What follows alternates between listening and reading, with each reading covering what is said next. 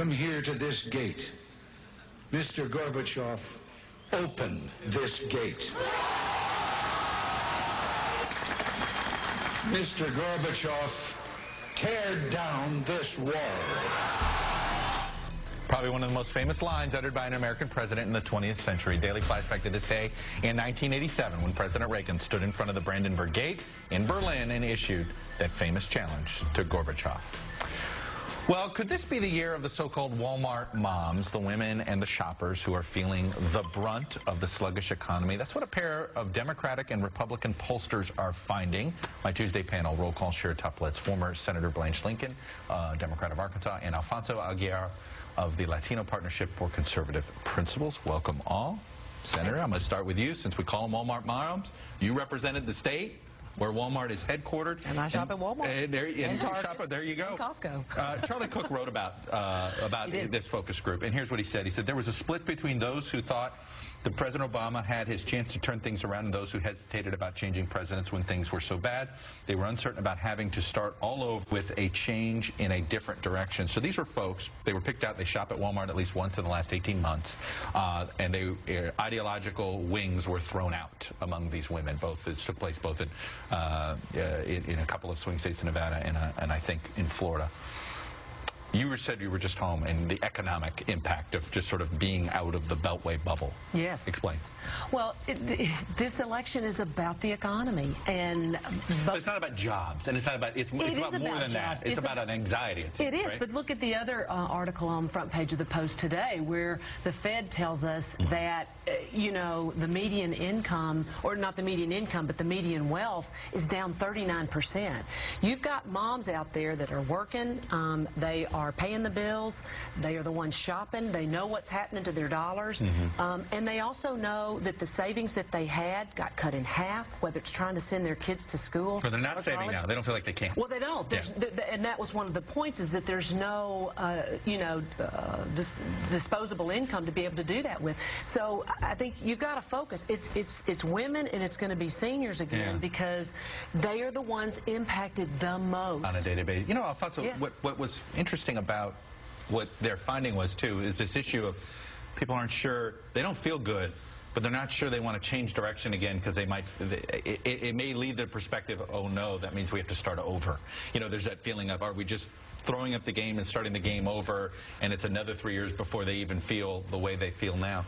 Is that one of the bars Mitt Romney has to meet? Like, sits there and he has to meet this. It's not just proving that things aren't going well. Everybody knows that. It's proving that his direction is going to be so much better that it's worth throwing away the last 4 years. I don't think things can get any worse, and President Obama is right now in the White House, and so it's his economy. I don't know. I think people are willing to change. I think things are going the wrong direction. The President of the United States just recently said that the private sector is doing fine, and I think people are worried. And it's about the economy, but it's about jobs as well. Yeah. And the problem is that the private sector is not recruiting. So people are concerned, and I think at this time we've seen it in the past, and we saw it with George H.W. Bush. We had a difficult economy, and people were open to choose a different president.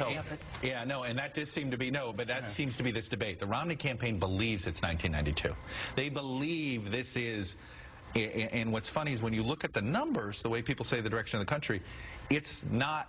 The numbers don't say it's like 1992, even if the economic numbers say it is. Politically, it doesn't.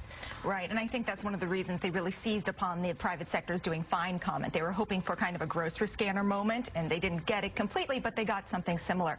Look, I sat through those same panels, the Walmart mom panels, and I thought they were really interesting. And I was struck as well by how hesitant some of these women were to swap horses midstream. It was almost FDR, 1944, as that slogan was coming back. It was quite unique. Normally, though, that's a war mantra, right? Because it was made famous, as you know, by 44, and frankly, Bush may have benefited from it in 04 in a very close election with the same women voters over a different issue. But I also think they're smart enough to know that this is not just President Obama's economy. They remember 2008. They know what happened. It's still very clear in the review mirror, and I think they are more anxious to see people coming together and figuring out the solutions. When we come back, I want to talk Pennsylvania. I want to talk Hispanic media buys. We were just talking about that off camera. Back our panel, tuplets, former Senator Blanche Lincoln and Alfonso Aguilar. I want to talk about TV advertising, but first, Cheer at your home state, Pennsylvania. Right. Is it a battleground state or not? There's two types of battleground states. There's ones that are going to be swing states, and there's ones that are going to be close. We know Pennsylvania's going to be close. Can Romney ever get over the hump there? Another poll, arguably conducted in Obama's worst week so far of the year, and Romney's still behind. I say that tells you something, does it not? Yeah, it does. I think it was 6 points behind, something like that. Yeah. And although the margin shrunk from the previous Quinnipiac poll, it's still a sizable difference between the two candidates. I don't view it as a swing state anymore. I think Democrats don't necessarily have it in the bag, but for them it's more of a question of how much money can they force Republicans to spend there. Or vice versa, how much money do Republicans force Democrats to spend there? It's a financial battleground. And speaking of money, let's look at our top 10 most saturated TV markets in the country. This week, a new #1, Columbus, Ohio, was #2 last week. Here it is. Columbus, Richmond is #2, Des Moines #3. So we basically, here are the swing states represented in the top 10. Ohio, Virginia, Iowa, North Carolina, and there you go. 4 states being represented. Alfonso, when you see that, what does that tell you about where this campaign's getting decided right now? Well, clearly it's the battleground states. We're looking at Ohio. We're looking at North Carolina. And I think Romney's doing very well in Ohio right now. He's ahead by a couple of points within the margin of error.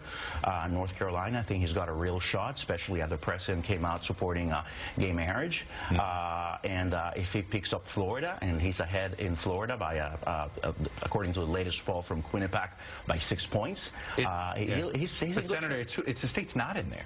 No Florida right now. That's right. No Pennsylvania. Right. You know, sometimes you just say to yourself, and interestingly, Colorado doesn't even crack the top 10 right now. Now, that may change. And again, this is saturation, so this is not about money. More money's being spent in Florida because Florida's so expensive. But it is interesting that Virginia and North Carolina, 2 states that we had really talked about in 12 years, suddenly at the forefront.